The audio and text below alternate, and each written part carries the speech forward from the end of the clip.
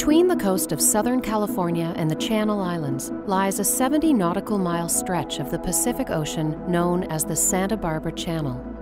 The exciting things about this region, the Southern California Bight and the Santa Barbara Channel in particular, is it's one of the most reliable places to see concentrations of blue whales anywhere in the world. Blue whales occur throughout the world's oceans and occurred in some of their largest numbers in the Southern Ocean.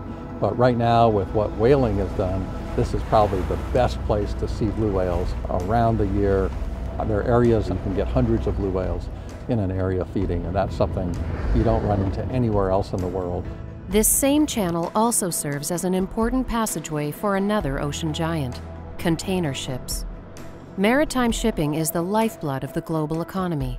At any given moment across the globe, thousands of container ships are steaming across oceans, delivering 90% of our everyday goods and products.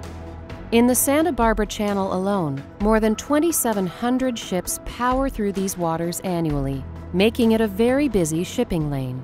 One of the emerging threats to many large whale species, not just blue whales, has been ship strikes. These ships move incredibly fast, and these whales that just are not used to this kind of a threat don't seem to know how to avoid that or even recognize it as a threat. So that puts them a vulnerability of actually just being run over by the ship, either hit by the bow or sometimes hit by the propeller.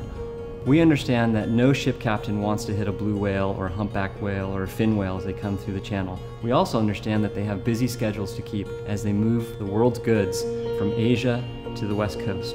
Our mandate at the Channel Islands National Marine Sanctuary are to protect these blue, humpback, and fin whales as they come here every summer to feed.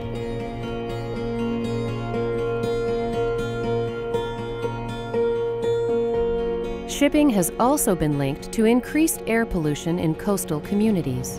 Well, we estimate that ships contribute more than 50% of our nitrogen oxides pollution in Santa Barbara County, and in Ventura County it's more than 25%, and we are very concerned about that because NOx combines to form ozone, which is the principal component of smog, and it's very, very harmful to human health. We're worried about exhaust in this community.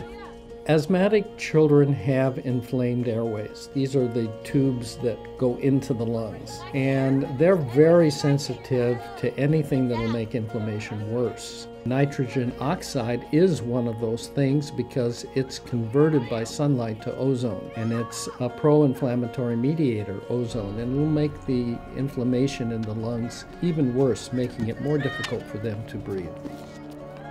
Groups from Santa Barbara and Ventura counties formed a unique partnership to try a new approach: voluntary vessel speed reduction. The Vessel Speed Reduction Incentive Program offers financial incentives to ships that are willing to slow down voluntarily as they pass through the Santa Barbara Channel. On average, ships traveling through the Santa Barbara Channel are traveling 14 to 18 knots. In the incentive-based program, we're asking that they slow down to 12 knots, and we're offering a bonus if they're willing to slow down to 10 knots. There are certain speeds where the vessels are more energy efficient and therefore use less fuel and produce fewer air emissions.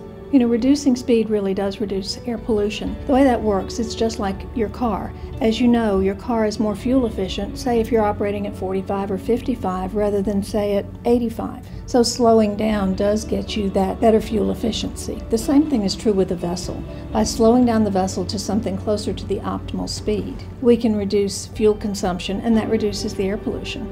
Maersk is really committed to a healthy environment, and that's why we really value this opportunity to partner with this innovative team on this voluntary speed reduction program. This program is really what I think we all aspire to achieve.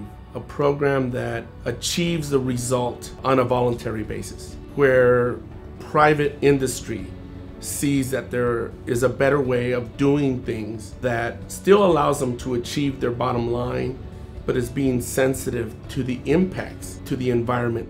It's always gratifying when you can work in partnership with private industry, and we've been very excited to see the way the shipping companies have really come to the table, have talked to us about the program, have helped us form the program, and are now very actively participating in the program.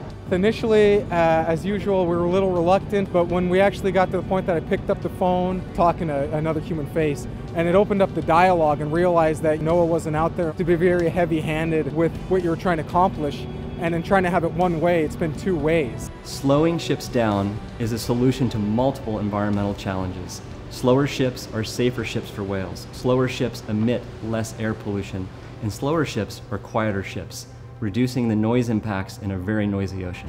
50 years ago, many scientists who studied whales thought the blue whale was doomed to extinction. And we're fortunate now that we've seen that turn around. Populations around the world are slowly recovering, and one of the biggest success stories we have here is in the Santa Barbara Channel. I think all the partners in this program recognize that it's a very special project. We've brought together really diverse interests, government agencies, nonprofits, private industry, and created a voluntary, non-regulatory solution that addresses all these problems together: air pollution, greenhouse gases, whale protection in this very special marine environment. And we look forward to continuing and expanding this program.